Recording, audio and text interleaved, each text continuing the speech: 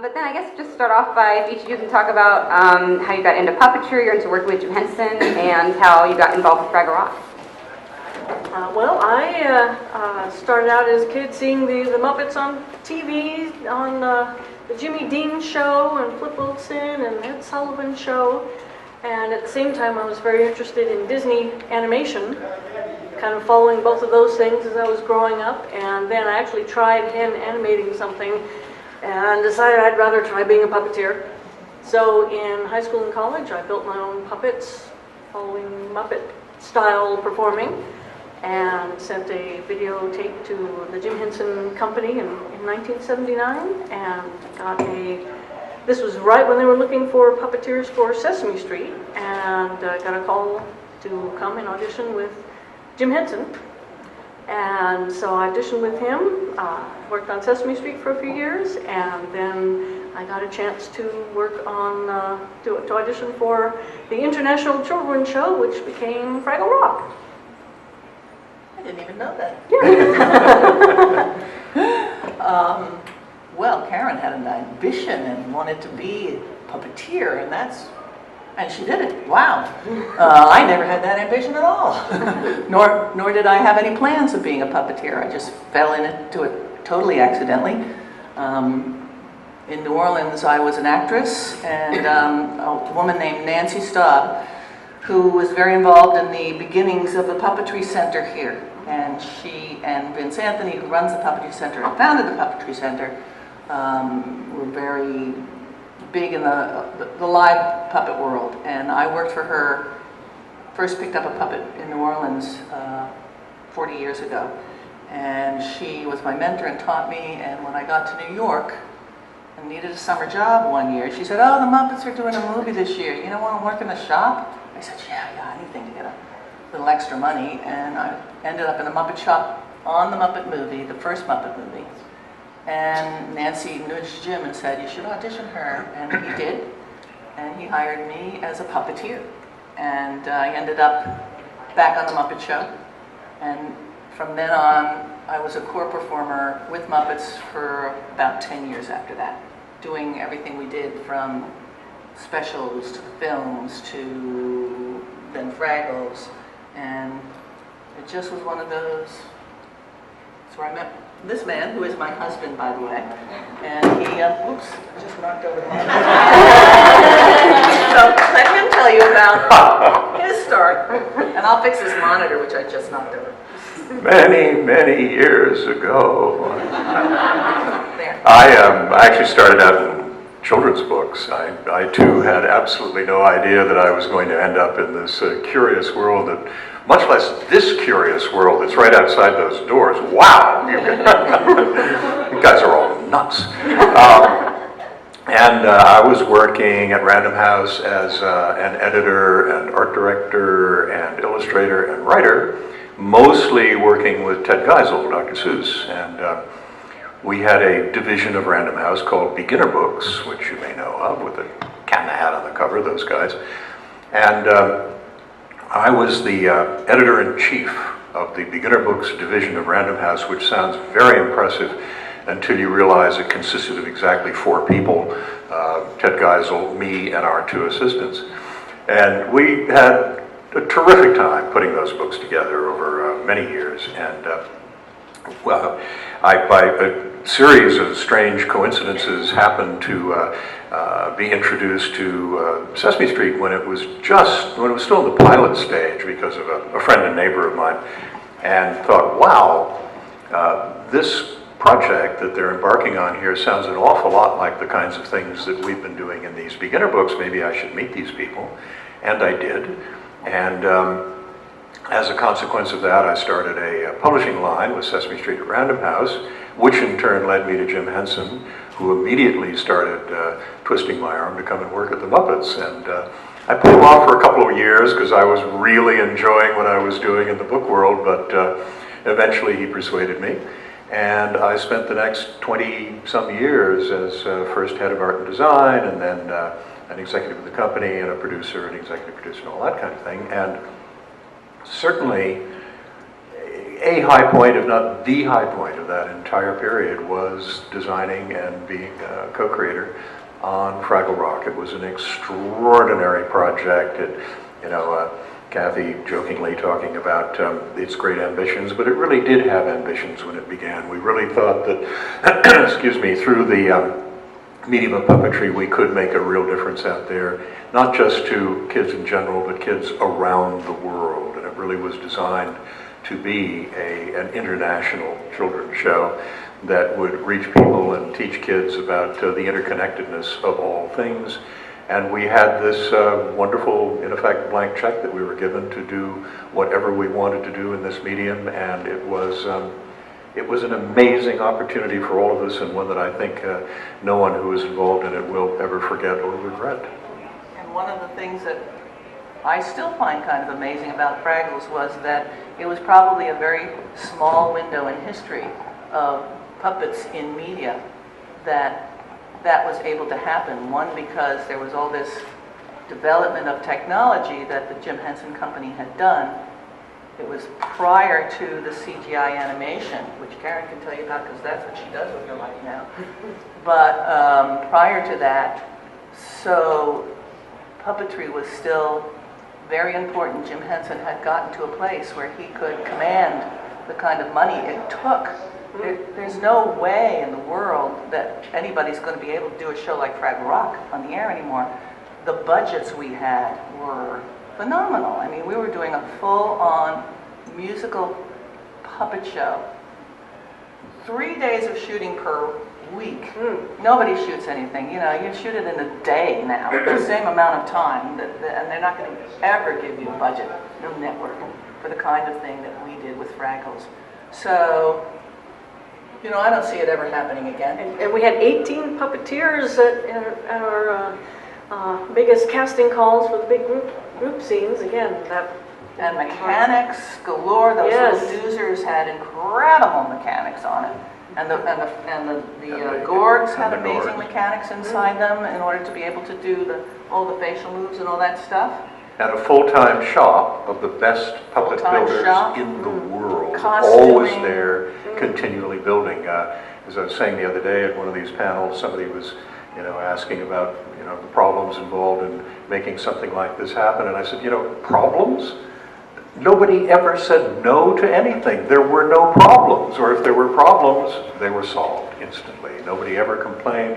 Everyone always said, wow, there's a new challenge, and the next morning you'd walk in and there'd be some extraordinary new puppet, or sometimes a whole new band of puppets that had been simply a line in a script, and they existed. And we would be complaining all the time about, I need another take, just one more, please. We had 3 days and we were still complaining that. You do it now and you go, another take, are you kidding?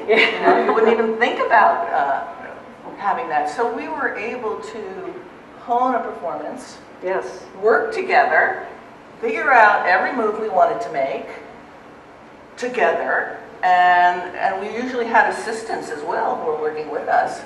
So we didn't have to do it all by ourselves. We had an assistant. And our experience with the crew on Fraggle Rock was so special. It echoed the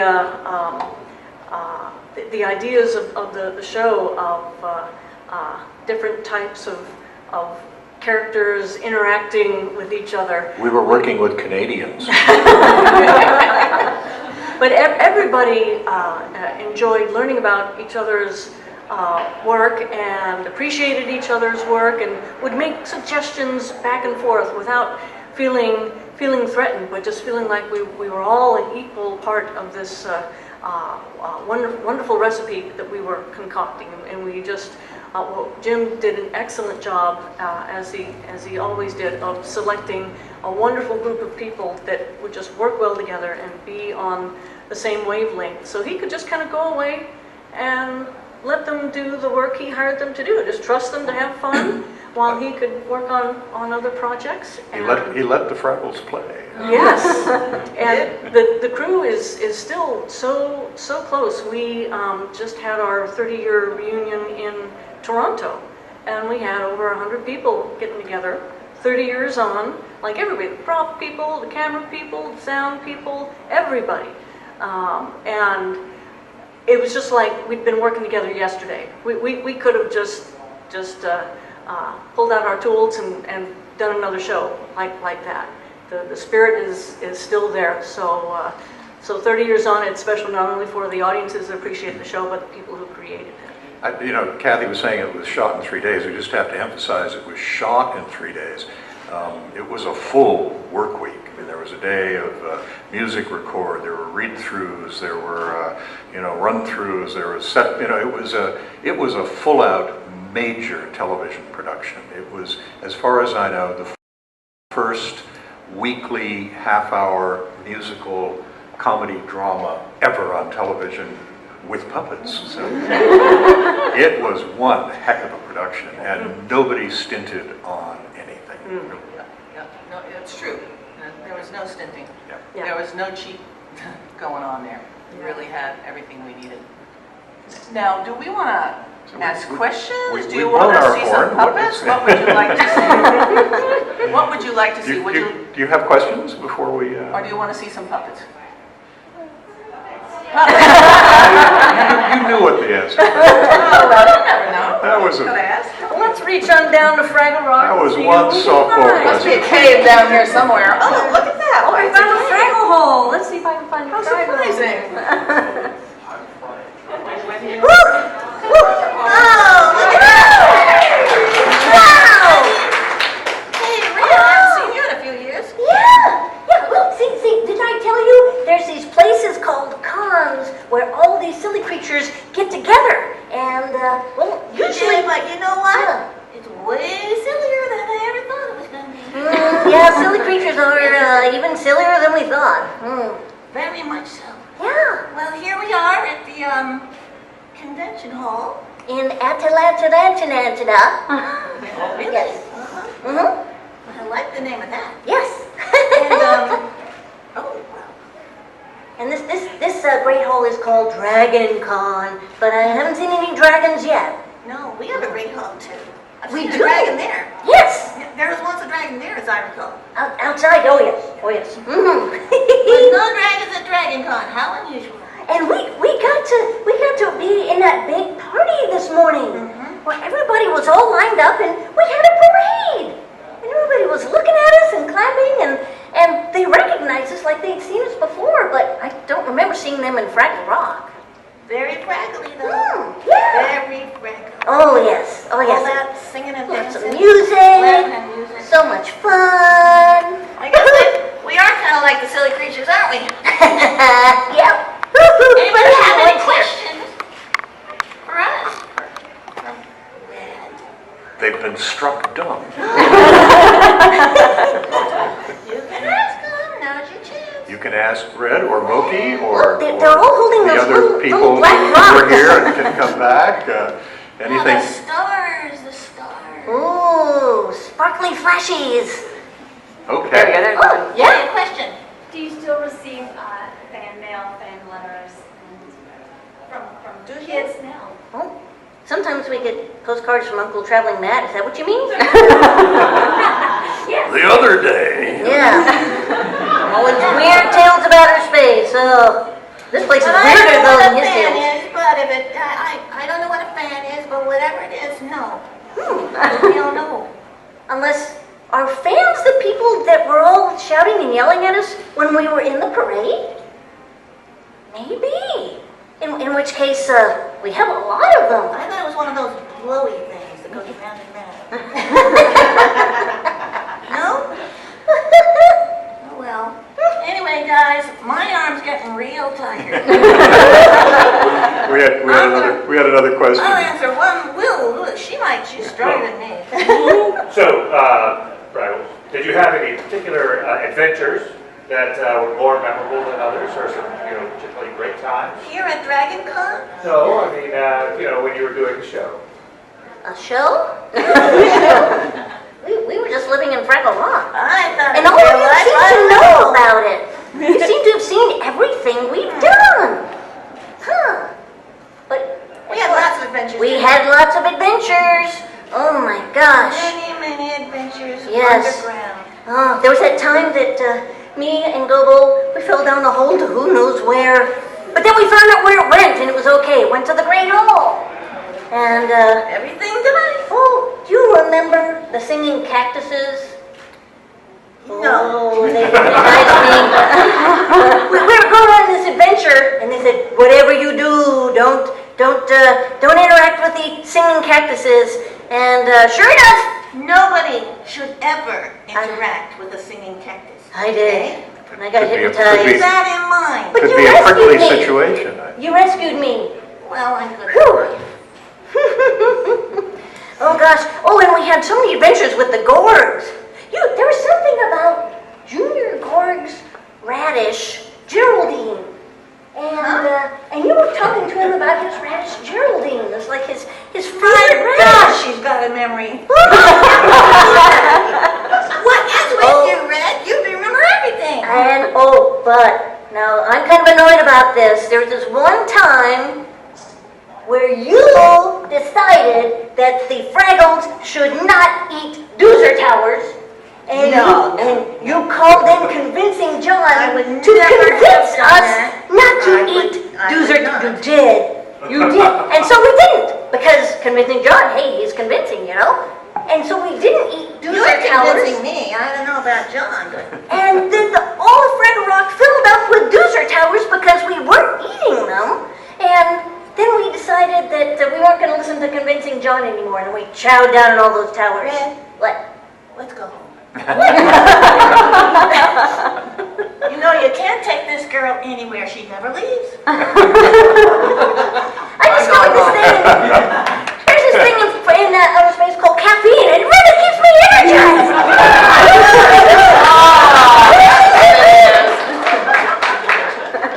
Okay, now you can ask her questions. Or you can ask. Does anybody else have another question? We're going to do photos in about 5 minutes, so What's happening in 5 minutes? the photo time. Oh, You I'm guys, resting my I think arm they're going before to take photos, down for okay. some photos. Yeah, So any more questions, you guys? I mean, what would you like to know about, really? We could talk a little bit more for 5 minutes. I'd like to know what you guys are doing now. Are you performing at all? Are you involved in the puppetry art? Yeah, well, we are. Michael and I are. We have a company called No Strings, which we're going to do a panel on tomorrow. We do puppet videos for kids in at-risk in developing countries. And we're about to shoot 2 next week, believe it or not. 2 short films, puppet films, it's all puppetry, for the refugee kids in Syria. We're going to do one on trauma and one on social conflict peace building. And we're madly trying to finish the puppets for those right now. And we shoot, it's all completely the same Muppet style you're used to. We have full production, and we... and terrific people, again, the best puppet people in the world Yeah, come everybody. together Karen to work hasn't on had a chance these. to do one yet, but Yeah. Peter Lenz, who you may or may not know, he will be with us this time. We call all our old friends in, and they come and do it for literally. And the great costume designers and builders and all of them. It's part of a library that's been growing for a while now. It started with a film for kids in Afghanistan on landmines, and moved on to the Pacific Rim with films on natural disasters, typhoons and mudslides and volcanoes and those kinds of things, and then HIV and AIDS for kids in Africa, and then a series for kids in Haiti on the terrible problems that they have there. And so right now, alas, one of the real hot spots is the Syria and the refugee children, so that's our next project. Anyhow, they're in, 15 countries in 24 languages, and they travel well because it's video. It travels well. Because it's video and because it's puppets. Because it's they're puppetry. absolutely universal. So as any puppet people here know, puppets is really one of the best ways to get across to kids in any country.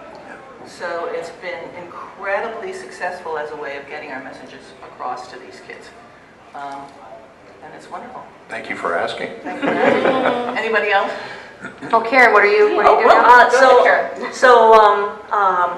I think I'll go back to Fraggle Rock. This sounds like it's going to be a lot of talking. Bye, everybody! God knows, Red doesn't like it. So I have actually just recently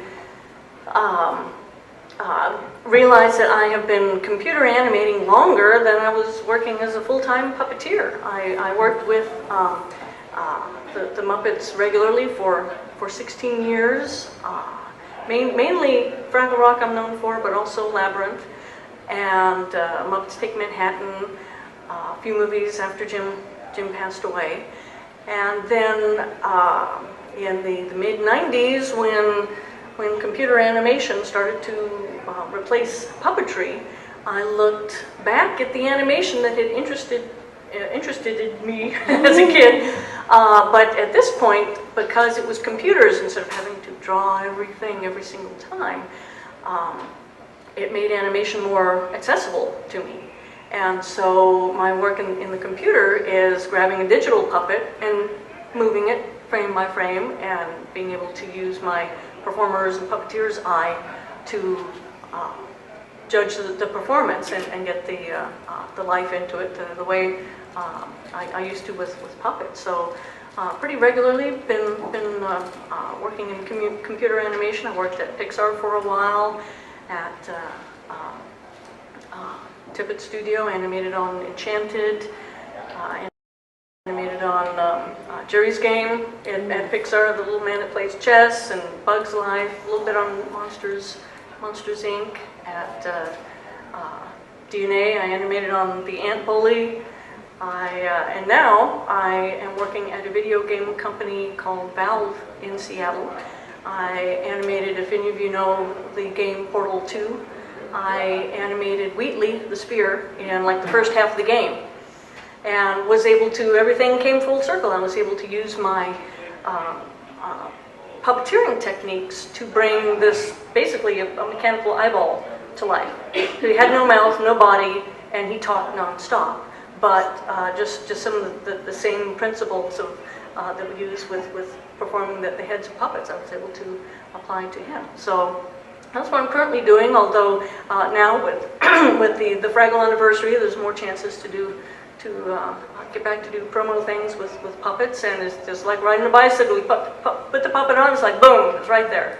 So it's been a joy to be able to get back to that. The only thing that's not right there is to strengthen your arm. And I think we wanted to make sure you guys had time to get some good photos. So I think, is it a quick question? I saw you were raising your hand. It's actually just an opinion I was going to ask all of you. I know that Frank Oz had a little bit of a problem with the newer Muppet films. I didn't know how you guys felt about the Muppets beyond Jim Henson. That probably isn't a quick answer. No, that would be about an entire panel. That's about evolution and where things go and finding themselves and moving on, and it's a very exciting time, I think, for those Muppet characters. So we wish them all the very, very best. We love them deeply and deeply involved with them for so many years, and really looking forward to the new film. Anne? Did you guys last perform together in Red? I mean, more than 10 minutes ago? We were trying to. We're trying to remember it. It might have been Jim Henson's memorial in New York. I think it probably was. Because we finished Fraggle Rock in '86 and didn't, except for Muppet Family Christmas, didn't do things with the Fraggles. And Jim passed away in 1990, so we brought a lot of people were there with their characters performing that. And then not much has been done with Fraggles until recently. I haven't seen Mokey, and I mean, this is a new one they built just for whatever. I don't know why, really, but but it happens to be there, so great. I don't know because puppets don't last. They the kind of puppets Muppets build, they're made out of foam. Those of you that are puppeteers know this. 30 years later, no, they're gone. They're toast. They're gone. So. These are brand new puppets. I mean, it's the same. The original puppets from the series have been restored, and they are showing up in various places. There are some in the Center for Puppetry here, and I believe some will end up in the permanent exhibit that they will be building. You know that in they're New York. building a whole new wing at the Puppetry Center for the Muppets? Did you all know that? Yeah, we were just over there yesterday checking it out, and they Amazing. still have Amazing some Henson facility. things there, but so many other beautiful puppets. So you should all be sure to see it in 2015 when they open. The city should be very, very proud of that. Oh yes, whole we'll probably be back for that. We were so jealous, I can't tell you. That was actually my question, was to touch on the importance of the Center for Puppetry Arts here in Atlanta to help keep the puppetry art alive. Hugely important. Yes. Hugely important. I mean, simply the library there Yes. is an absolutely unique resource. We went in and started drooling as we looked at the shelves. It was like, oh my God, You have there's that? a wow! And, can we borrow it? But you know, it's an ancient art form, and it takes many forms all around the globe. And to have a place here where all of that is collected and where people who are interested can come and learn. I mean, the great thing about puppetry is it isn't just puppetry art, it is all the arts. It's design, it's build, it's performance, it's music, it's staging, you know all that. Everything is combined in this, and in that center, you really have not just a puppetry arts center, but an arts center. And particularly for young people who are looking to find a place to put their creativity, what an amazing resource that is. I felt like I died and gone to Puppet Heaven there. Yeah, It's we really were so impressed. Yeah, it's really thrilling, the work they've done. And Vince is about to celebrate his 35th anniversary of the Puppetry here. Center. Yep, And, next year. If anybody has a chance to shake his hand, do so warmly. He's given a great gift, and everybody involved.